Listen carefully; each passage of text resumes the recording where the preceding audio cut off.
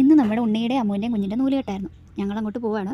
ഞാനും അവനും മാത്രമേ നാട്ടിലുണ്ടായിരുന്നുള്ളൂ. ഉച്ചയ്ക്ക് 12 മണിക്കായിരുന്നു ചടങ്ങ്. പക്ഷേ ഞങ്ങൾ വീട്ടിൽ നിന്ന് ഇറങ്ങിയപ്പോൾ കുറച്ച് ലേറ്റായി. പിന്നെ ഒടുക്കത്തെ മഴയായിരുന്നു. അതുകൂടാതെ നമുക്ക് കുറേ വഴി തെറ്റുകയും ചെയ്തു. അങ്ങനെ കുറച്ച് ലേറ്റായിട്ട് ടോട്ടലി പറഞ്ഞാൽ വന്ന വഴിയെ തന്നെ ലൂപ്പ് പോലെ വന്ന് കയറിക്കൊണ്ടിരിക്കുക. ഗൂഗിൾ അമ്മച്ചിയുടെ ഓരോരോ ഇത് എനിക്കത് തിരിച്ചിന് വീണ്ടും പലതുപോലെ ഇവിടെ തന്നെ വന്ന് കയറുമായിരിക്കും. അയ്യോ ദേണ്ടേ, ഇത് ഞാൻ കണ്ടതാ. നീ കുറച്ച് മുമ്പ്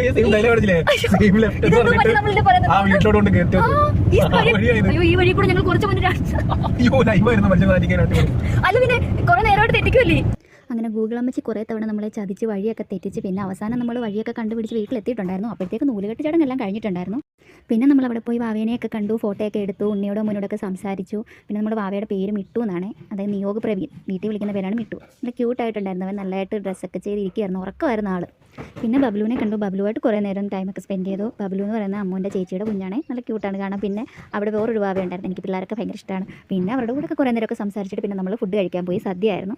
ഫുഡൊക്കെ കഴിച്ചതിൻ്റെ കൂടെ തന്നെ നമുക്ക് വാവയുടെ നെയിമൊക്കെ പ്രിൻറ്റ് ചെയ്തിട്ടുള്ള ഒരു ചോക്ലേറ്റ് ഒക്കെ തന്നിട്ടുണ്ടായിരുന്നു. നല്ല ക്യൂട്ടായിട്ടുള്ളൊരു സംഭവമായിരുന്നു. ഫുഡൊക്കെ കഴിച്ചതിന് ശേഷം അവിടെ രണ്ടാമത്തെ സെറ്റ് ഫോട്ടോ സെക്ഷൻ ഉണ്ടായിരുന്നു. നമ്മളും പോയി കുഞ്ഞിനെയൊക്കെ എടുത്ത് ഫോട്ടോ ഒക്കെ എടുത്തിട്ടുണ്ടായിരുന്നു. വിഷ്ണുവൊക്കെ കുഞ്ഞിനെ പേടിച്ചാണ് എടുക്കുന്നത്. എനിക്കും ചെറിയ പേടിയുണ്ടായിരുന്നു, പക്ഷേ ഞാൻ നേരത്തെ കുഞ്ഞിനെയൊക്കെ എടുത്തിട്ടൊക്കെ ഉണ്ട്, മാമൻ്റെ മോളുടെയൊക്കെ. സോ അത്ര വലിയ ടെൻഷനൊന്നും ഇല്ലായിരുന്നു. പിന്നെ നമ്മൾ ഫോട്ടോ ഒക്കെ എടുത്ത് കുറേ നേരം കാര്യമൊക്കെ പറഞ്ഞതിന് ശേഷം പിന്നെ നമ്മൾ മഴയായിരുന്നു. മഴയൊക്കെ കഴിഞ്ഞതിന് ശേഷം നമ്മൾ വീട്ടിലോട്ട് പോയി.